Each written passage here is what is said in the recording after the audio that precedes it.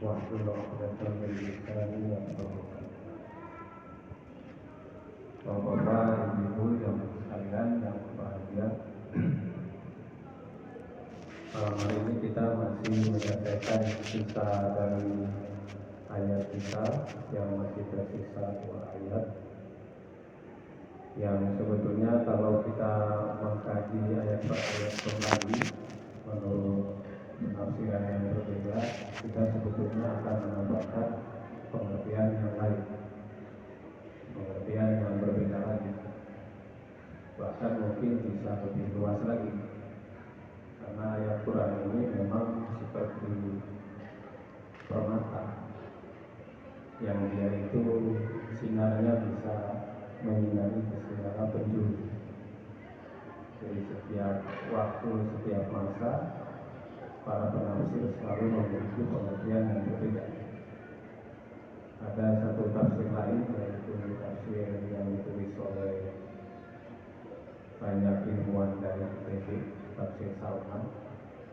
Pun mereka itu melihat surat Al-Zalzalah ini dalam perspektif saya.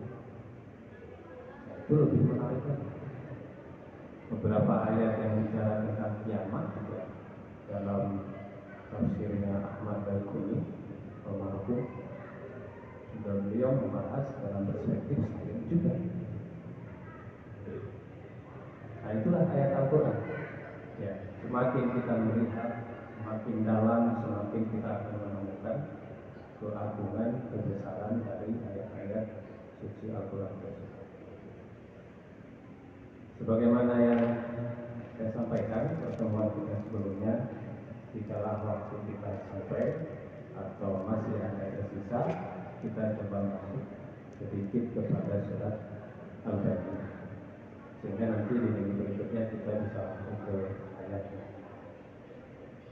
Untuk malam hari ini saya coba ulangi kembali apa yang kita sudah pelajari sebelumnya, untuk mengingatkan kembali tentang surat yang amat sangat agung ini, surat yang begitu besar, yaitu surat Al-Zalzalah, di mana di ayat ini disebutkan bahwa suatu saat nanti akan terjadi dan pasti, dengan kalimat iza yang disebutkan di dalam surat tersebut.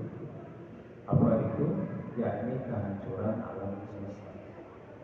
Dalam konteks di sini kehancuran bumi, dan kehancurannya berbeda, bukan seperti bencana yang kita alami di muka bumi saat ini. Yang satu kena bencana, yang lain tidak. Satu negara kena gempa, negara lain tidak. Satu kawasan tertimpa musibah, yang lain tidak. Tetapi yang terjadi kelak dalam gambaran surat Al-Zalzalah ini, segenap bumi ini akan hancur. Di dalam tafsir Al-Misbah, Quraish Shihab mengatakan bahwa di sini yang dimaksud itu adalah trompet sangkakala. Jadi ketika trompet itu dibunyikan pertama, maka terjadilah zilzal dan hancurlah manusia. Kemudian di trompet yang kedua itu manusia dibangkitkan. Lantas mereka bertanya, malaha. Jadi bertanya malaha itu dalam perspektif Masfi Al-Islam itu, sebab mereka awalnya bingung, lagi santai, lagi enak ngobrol, lagi wedangan, lagi melakukan kegiatan apapun itu di alam dunia ini, tiba-tiba hancur, kemudian tiba-tiba dibangkitkan, sehingga mereka bertanya malah. Bumi demikian adanya sebab memang diwahyukan oleh Allah.